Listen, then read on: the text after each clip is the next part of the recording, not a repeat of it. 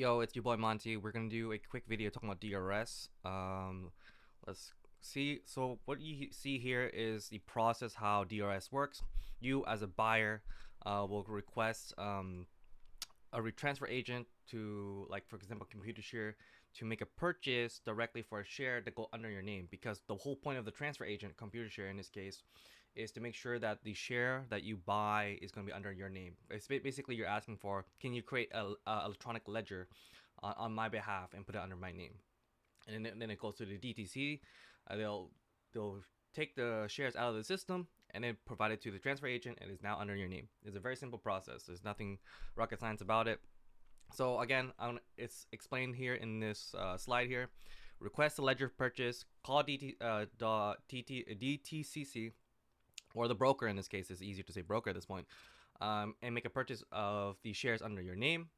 Provide the receipt to your agent, and then they'll notify you that they have successfully purchased your shares under your name for those purchases that you make on your underlying stock that you want to register.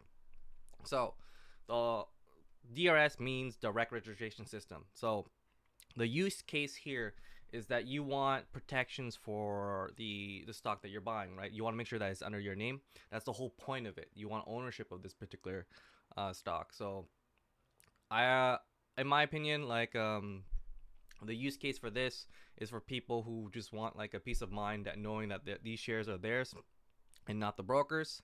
And here's the selling process of if you were to do a DRS, a bankrupt company. Let's use Bed Bath Beyond as an example, right? The selling process would usually go like as sold, which is seller goes to transfer agent goes to a broker, clearinghouse gives the proceeds to the transfer agent, and transfer agent gives you the proceeds to you. But in a bankrupt situation, the seller is you, and you tell the transfer agent, hey, I want to sell this particular company that is no longer going to be listed, right? In a case where it gets delisted off the clearinghouse and off the market and it goes on the expert market, the chances of you of like selling those particular shares becomes nothing, because remember, by the end of the day, what you're doing is you're purchasing shares off called the secondary market, right? Because IPO is when they are purchased by institutions and stuff like that. They get first dibs on the particular stock. Once the IPO is done and it goes to public, that's when it becomes a secondary market. And the thing about a company's share is that there's no benefit for the company besides getting a better borrow rate from a creditor like Moody's, your S&P, and I forgot the third one, but there's three creditors. I don't have it at the top of my head right now, but there's three creditors that kind of base on your stock price and your evaluation of your assets on hand and your profitability. That's how you get better ratings through stock price, because stock price gives them a certain category, like the S&P 500, for example. They have a different credit rating compared to the S&P 1000 or the 1500, right?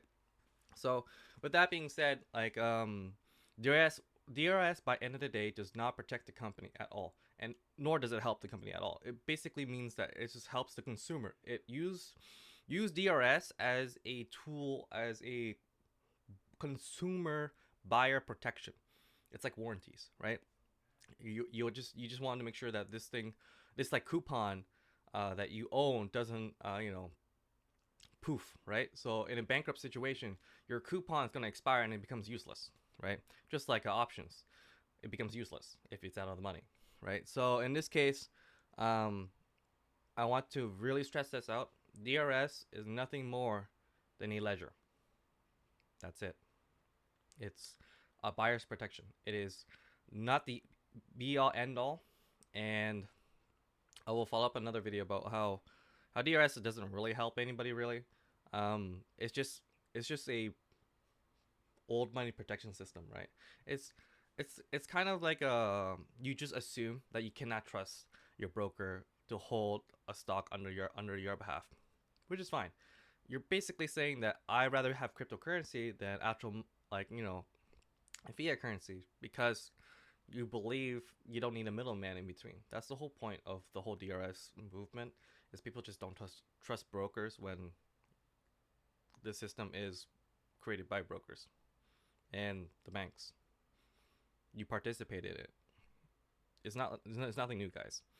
So that's my TLDR. You guys can read all these slides yourself. I'm not going to explain too much about it, right? So other than that, yeah, there's nothing too rocket science about it. And oh yeah, by the way, all this drip you're seeing here, GameStop. This is also by GameStop, right? You can purchase all these items at GameStop, by the way. So support your local GameStop, right? Power to the players.